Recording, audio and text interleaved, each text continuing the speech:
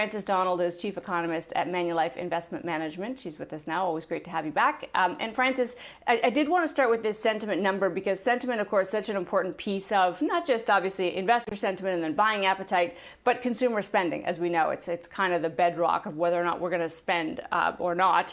What do you make of what you're seeing in the data? Well, of course, Canadians are feeling better. COVID cases look more under control. That stock market is up, and we have huge amounts of fiscal transfers, CERB still in effect, a lot of transfers still really supporting this economy. But really, are we going to celebrate a neutral reading on consumer confidence, one that's still the worst since 2009, great financial crisis? And what really concerned me about this number is that the headline in the report itself says that this is primarily driven from real estate doing better. We know real estate is experiencing pent-up demand, and this isn't probably, at least in my opinion, going to be a trend that persists. So a lot of what we've witnessed in the past couple of months, especially since mid-April, has been expectations that have been too low, so low that economists have really undershot forecasts, and even analysts haven't been optimistic enough on earnings. Now I fear we're heading into a period where things feel really good, and the ability to beat expectations from households to economists to analysts and company stocks, that's going to get a lot trickier here. I'd rather we have low expectations that we can beat than the reverse, which seems to be the period we're moving into next. And of course, we have to overlay the U.S. picture here. They're quite different scenarios, right? But we always remember that Canada is not an island. And sometimes it's just the perception that what happens there is happening here, even when it's not quite true, Frances. But it's also, it's hard to imagine we won't import COVID if it continues to spike around the world. But let's just talk about the U.S. data that you're seeing. Also slightly better data points, to your point, not back to where we were certainly, but trending back towards a more neutral place.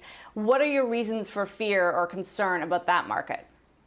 Well, here's the challenge. Back in mid-April, we were looking at all those high-frequency data points, alternative data points that you and I have talked about so much. Everybody knows what they are: Google Mobility, TSA passengers, open table restaurant reservations. Those were really high-frequency data that told us at a key inflection point in mid-April that the worst of the drawdown was over and we were going to start to reaccelerate.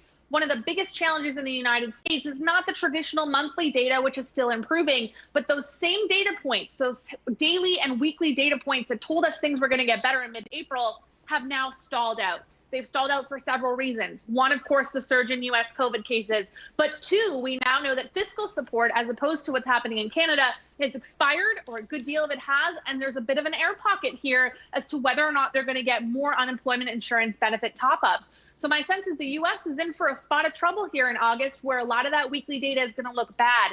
Now, do we import the virus? I don't know. I'm an economist, but I do know, as they say, when the United States sneezes, Canada catches a cold. And if we actually do see that U.S. double dip into a recession, Canada is not coming out unscathed from that. So it feels really good at home. I, too, like that consumer confidence index, am feeling better about everyday life. But we do have to watch that big, dark cloud just south of us in the U.S. It's much more problematic.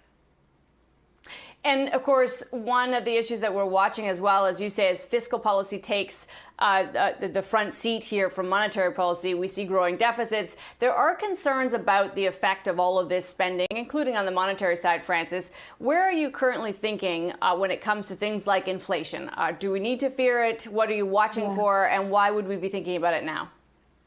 I think that's exactly right, Amanda. We're so focused on does the stock market move in the next 3 months that we're really not thinking a lot of the bigger macro trends that are going to change this investment landscape for pension funds and asset allocators and all of us that are long-term investors. We have some big issues going on here. Deglobalization, massive fiscal spending that's steepening the curve. People are talking about debt monetization or modern monetary theory, the idea that governments, issue debt and central banks buy it up, unlimited government spending. All of this is pretty consistent with about moderate forms of inflation. Is that 7-8% inflation? No, but it's somewhere around 2 to 3%. And for a lot of us who've been in the business for only a decade or so, we are going to see some of the highest inflation that we've seen in a while. Again, nothing compared to historical examples, but we probably do need to get ready for 2 to 3% inflation. I will make one comment though, Amanda, and that's the CPI. For a lot of Canadians in their day-to-day life, they feel inflation in a lot of different areas. Food, childcare. That doesn't come up in our inflation data, but we feel it in different ways. And that actually was something that Jay Powell said that struck me as particularly interesting, Francis, which was the uneven nature of inflation and also the uneven nature of the unemployment, right? And in some ways, it's a double whammy for those who are experiencing the highest levels of vulnerability and unemployment. It's also things like food inflation because of supply chain disruptions. The biggest fear, I think we all know that, a little bit of inflation is a good thing. Pricing power is a good thing. Our wages tend to go up. Stagflation, not a good thing, quite a terrible thing. And again, the most vulnerable hit the hardest. What do we watch for to see if we need to concern ourselves with stagflation? Yeah, that's right. Stagflation is the thing that economists and markets feel the worst. It's slow growth with higher inflation or falling growth with rising inflation. It is possible in the second half of the year that you hear that word a lot more, not because, again, we have raging out of control inflation, but some of that deceleration inflation is going to turn the other way. And we're going to be faced with higher costs of things that are imported from abroad. The base effects from that energy price drop start to fall out of the data. And we're going to have a combination for a brief period of some rising inflation and some slower growth.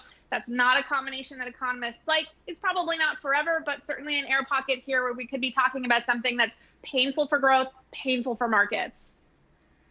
All right. Always great to have you, Francis. Appreciate your time. That is Manulife Investment Management's Francis Donald.